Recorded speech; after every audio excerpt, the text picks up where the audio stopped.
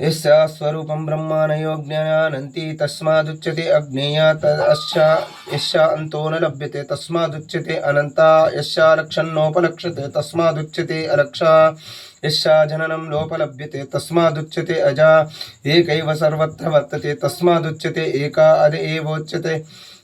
अद एवोच्यते अज्ञेयानन्ता लक्षाजैका नैकेति।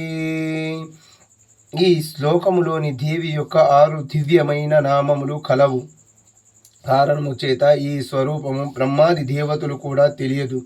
అందుకే ఆమెని అజ్ఞేయ అంటే తెలియని దానిని అజ్ఞేయ అంటారు.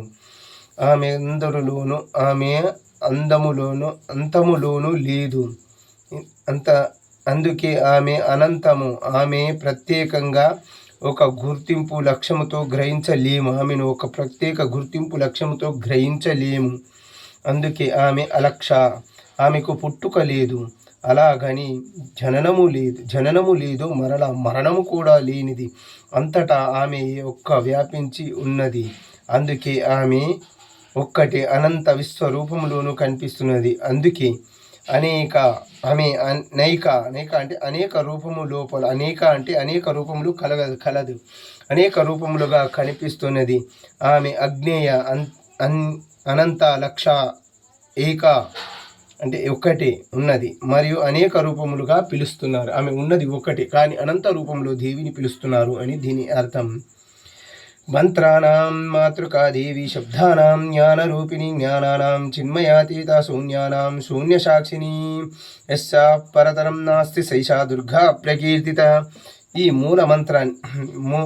మంత్రములన్నిటిని మూలమైన ప్రకృతి మాతృక బీజాక్షర రూపము దేవి ఈ శబ్దములోనూ అర్థము తెలియజేస్తున్నది. జ్ఞానరూపిణి ఆమె, జ్ఞానానికి అంతటికి చిన్మయి స్వరూపిణి,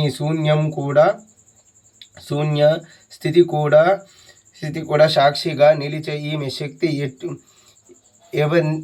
ఎవరికంటే మించిన శక్తి మరొకటి లేదు. ఈమె కంటే శక్తి మించింది మరొకటి లేదు. ఆమె ఈ దుర్గా అని కీర్తించబడుచున్నది. తాం దుర్గాం దుర్గమా దేవీం దురాచార విఘాతినీం నమామి భవభీతోహం సంసారార్ణవతారిణి. సామాన్యులకు కూడా అంతు చిక్కనిది దుర్గమం, దుర్గమములము అలవాట్లను నశింపజేసి సంస్కారములను సముద్రాలను పాటించే దుర్గాదేవి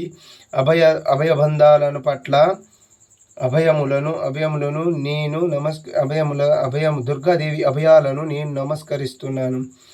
ఇదమదర్వశీర్షం యోదీతే సపంచాదర్వశీర్ష జపఫలమాప్నోతి.